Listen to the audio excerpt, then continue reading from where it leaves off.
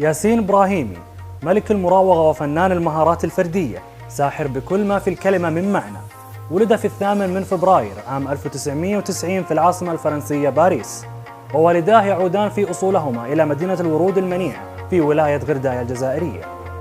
انضم وهو في 7 من العمر إلى نادي مونترويل، ثم انتقل إلى سي أوفنسينوا قبل اختياره للانخراط في مركز كليرفونتين لتخريج المواهب عام 2003، وهناك أمضى 3 سنوات ثم انتقل إلى المركز التدريبي الخاص بنادي باريس سان جيرمان.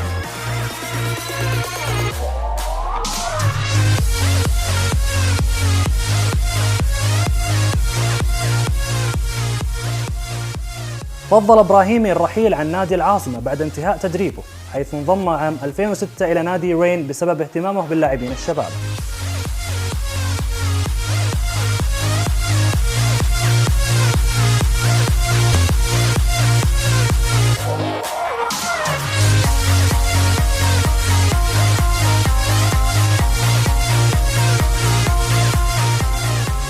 توج مع رين بلقب الدوري الفرنسي تحت 18 عام، وبعدها بسنة واحدة قاد فريقه للتتويج بكأس غامبرديلا للفئات الشابة، وتم اختياره في السنة ذاتها في منتخب فرنسا للناشئين.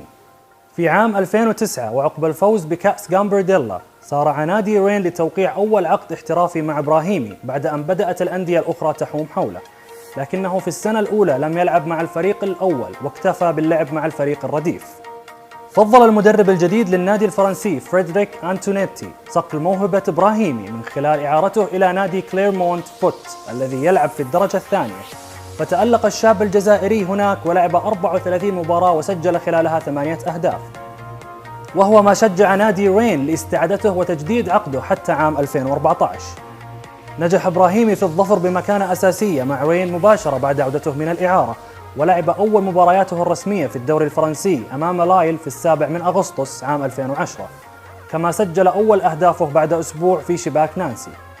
مثل إبراهيمي منتخبات الفئات العمرية لفرنسا، ولعب في بطولة كأس الأمم الأوروبية تحت 19 سنة لعام 2009، حيث ساهم في وصول المنتخب الفرنسي إلى نصف النهائي بتسجيل هدفين في مرحلة المجموعات.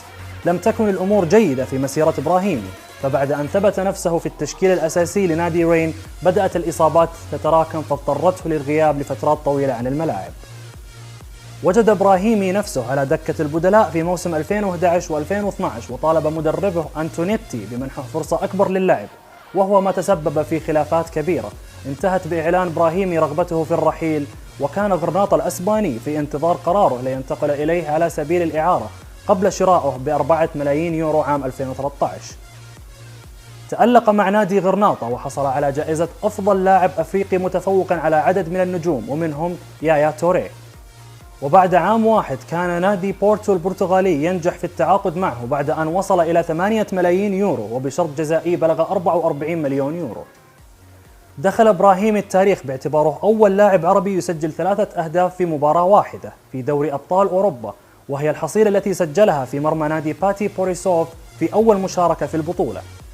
رفض إبراهيمي كل مباريات فرنسا وفضل الانضمام إلى منتخب الخضر، وخاض 3 مباريات في التصفيات وتأهل مع محاربي الصحراء إلى مونديال البرازيل، ووصل معهم إلى الدور الثاني، وهو ما لم يصل عدد كبير من النجوم العالميين.